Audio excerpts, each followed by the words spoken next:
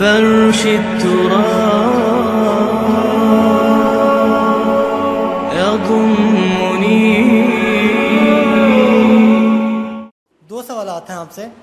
ایک تو یہ کہ تمام فرقے اور جو گروہ ہیں اسلام کے اندر، جو ہمارا اسلام ہے اس کے اندر جتنے بھی گروہ ہیں، اہل حدیث ہو گئے، دیوبندی یا جو بھی ہوتے ہیں، حنفی اور مالکی جتنے بھی ہیں، ان کی تعلیمات اور ماخذ جو ہے وہ ایک ہی ہے، قرآن اور حدیث سے یہ اخذ کرتے ہیں. اختلاف یہ کہاں پہ کرتے ہیں؟ پھر اختلافی نقطہ جس کی وجہ سے یہ ایک دوسرے کے سے بہت دور ہو گئے ہیں، وہ پوائنٹس کیا ہیں؟ اور سوال میرا دوسرا یہ ہے کہ اسلامی فتوحات جو ہیں کیا وہ جہاد کا حصہ ہوتی ہیں؟ جہاد کا حصہ ہوتی ہیں اسلامی فتوحات جو ہیں، کیا وہ جہاد کا حصہ ہیں؟ اسلامی فتوحات، جی. پہلی بات تو یہ ہے کہ یہ جو آپ نے گروہ گنوائے ہیں یہ مسلک ہیں، حنفی، مالکی، شافعی، حنبلی، سلفی. اصل خرابی ان میں جو تلخی ہے اور ایک دوسرے کو برداشت نہ کرنا، ایک دوسرے کو لیے تکفیر کے فتوے دینا، یہ خرابی ہے. مسلکوں کے اختلاف میں کوئی خرابی نہیں ہے، اور یہ مسلکوں کا اختلاف بالکل سمجھ میں آ جاتا ہے کہ قرآن سے اور حدیث سے، سنت سے استنباط کرتے ہوئے ایک شخص ایک رائے نکالتا ہے، ایک شخص اسی سے دوسری رائے نکالتا ہے، اور یہ دونوں رائے ہوتی ہیں مبنی پر خلوص اور اخلاص. مثلا میں آپ کو ایک واقعہ سناتا ہوں. ہمارے ایک بزرگ تھے ڈاکٹر عثمانی مرحوم، ان کے نام سے وہ ایک جماعت میں حزب اللہ موجود ہے، وہ ایک علیحدہ مسئلہ ہے.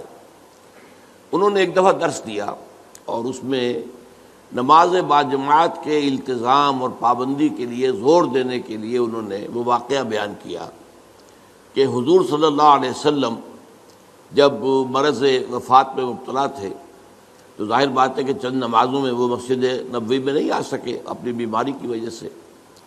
جیسے ہی ذرا طبیعت بہتر ہوئی تو آپ آئے، اور آپ نے اس وقت سہارا لیا ہوا تھا حضرت عباس رضی اللہ تعالیٰ عنہ اور حضرت علی رضی اللہ تعالیٰ عنہ. ان دونوں کے سہارے سے آپ مسجد کے اندر آئے تو حضرت ابو بکر نماز پڑھا رہے تھے، وہ پیچھے ہٹنے لگے کہ حضور آ گئے تو وہ آپ نماز پڑھائیں گے. تو آپ نے اشارت سے کہا نہیں تم نماز پڑھاؤ، اور آپ بیٹھ گئے حضرت ابو بکر کے پاس. بہرحال باقی واقعہ میں بیان نہیں کر رہا، اس سے انہوں نے استنباط کیا کہ دیکھیے نماز باجماعت کی اہمیت یہ ہے کہ حضور اس حال میں بھی، جبکہ آپ چل بھی نہیں سکتے، بمشکل دو افراد کا سہارا لے کر آ رہے ہیں، پھر بھی آپ نماز باجماعت میں شریک ہوئے. میں نے ان سے بعد میں عرض کیا کہ ڈاکٹر صاحب میں اس حدیث سے ایک اور نتیجہ نکالتا ہوں، اور وہ کیا ہے کہ نماز باجماعت سے صرف مریض ہی مستثنا نہیں ہے، اس کے تیماردار بھی مستثنا ہیں. حضرت عباس اور حضرت علی جو ہے وہ گھر کے اندر موجود تھے، مسجد میں تو نہیں آئے، وہ بیمار نہیں تھے، لیکن چونکہ وہ بھی حضور کے تیماردار تھے، حضور کی دیکھ بھال کر رہے تھے، تو گویا کہ ان کے لیے بھی اس وقت نماز باجماعت میں شریک ہونا لازم نہیں تھا. اب دیکھیے واقعہ ایک ہی ہے، اس سے ایک نتیجہ یہ نکل رہا، ایک نتیجہ یہ نکل رہا ہے. اس میں خلوص کی بنا پر لوگوں نے اختلاف کیا، اور اختلاف کی وجہ سے کوئی مسلک وجود میں آ گئے. یا ایک اور مثال میں آپ کو دیتا ہوں. حضور کی ایک حدیث ہے صلی اللہ علیہ وسلم کہ جب بھی مسجد میں جاؤ تو 2 رکعت جو ہے تحیۃ المسجد پڑھے بغیر مت بیٹھو، یہ مسجد کا حق ہے. آپ مسجد میں گئے ہیں 2 رکعت پڑھیے.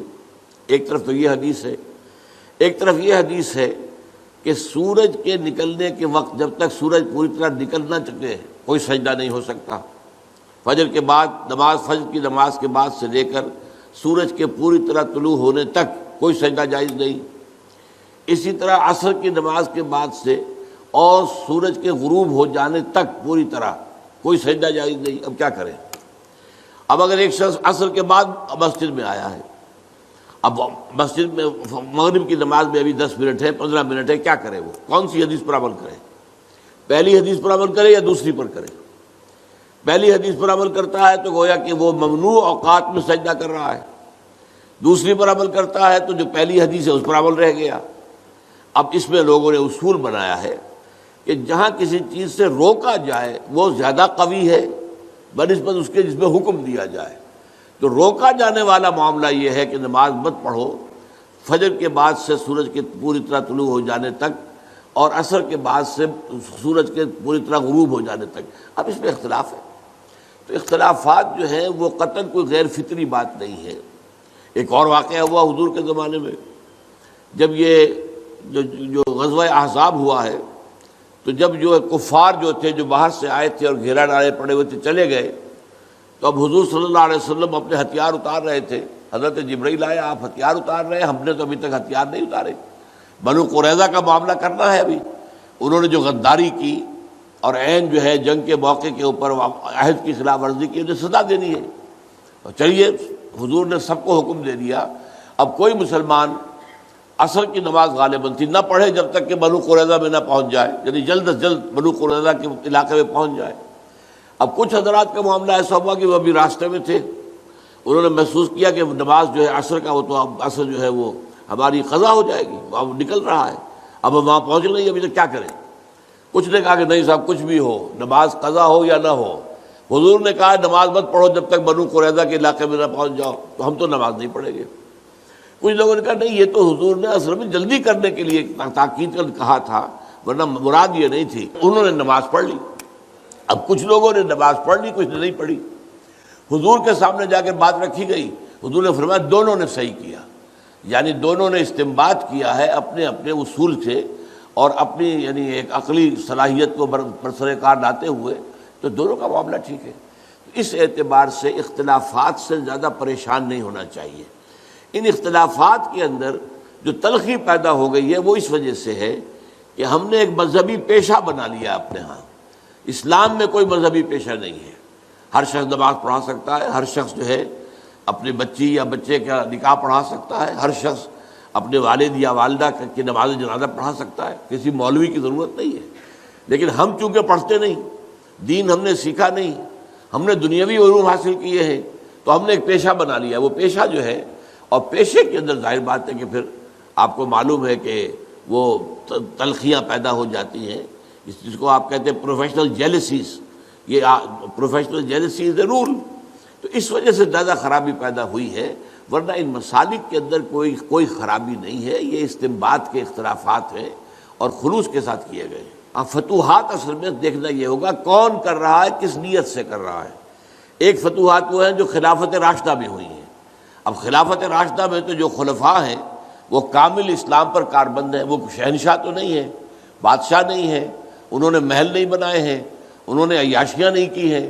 وہ تو صفوں پر بیٹھ کر اور یوں سمجھیے کہ زمین پر بیٹھ کر جو ہے وہ حکومت کا کام چلا رہے تھے. تو یقیناً وہ سارا جہاد اسلامی تھا، لازماً اسلامی تھا، لازماً اسلامی تھا. بعد میں وہ دور بھی آیا ہے، ایک بادشاہ ہے بھی شرابی اور زانی اور ہے بھی بہت ظالم، کوئی اسلام کے اوپر عمل بھی نہیں ہے مسلمان. وہ کسی ملک کو فتح کرنے کے لیے فوج کشی کرتا ہے، تو ظاہر بات ہے اس کا معاملہ جہاد فی سبیل اللہ کا نہیں ہے.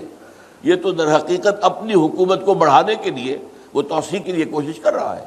تو یہ سارا ڈیپینڈ کرے گا اس پر کہ ہے کون جو شخص یہ کام کر رہا ہے. خلفائے راشدین نے کیا تو خالص جہاد تھا، اس میں کوئی شک ہی نہیں. اس سے زیادہ پاک اور اس سے زیادہ صاف اور پیور اور جہاد فی سبیل اللہ کون سا ہوگا. لیکن یہ کہ بعد کے حالات جو ہے جو بہت خراب ہوئے، درمیان میں کچھ درمیانی حالات بھی ہیں، نسبتاً بہتر لوگ بھی تھے، انہوں نے بھی فتوحات کی ہیں. اب ان کا حکم بھی اب آپ چھوڑیے اللہ پر، ان کے جو نیتیں ہیں، اللہ تعالیٰ نیتوں کا جاننے والا ہے. تو بہرحال یہ ہے میں نے دو انتہاؤں کا آپ کے سامنے ذکر کر دیا کہ ایک خلافت راشدہ کے دور میں فتوحات ہو رہی ہیں اور ایک بعد میں بہت دور میں جبکہ بادشاہت اور ملوکیت اور اس کی ساری گندگیاں آ چکی اور محل بن چکے، عیاشیاں شروع ہو چکی. ایک اس زمانے میں ہو رہا ہے، تو ان دونوں کا حکم مختلف ہوگا. هي الحلقات تحفظني بآيات من القرآن، هي الحلقات تملأني بحب المصطفى العدنان.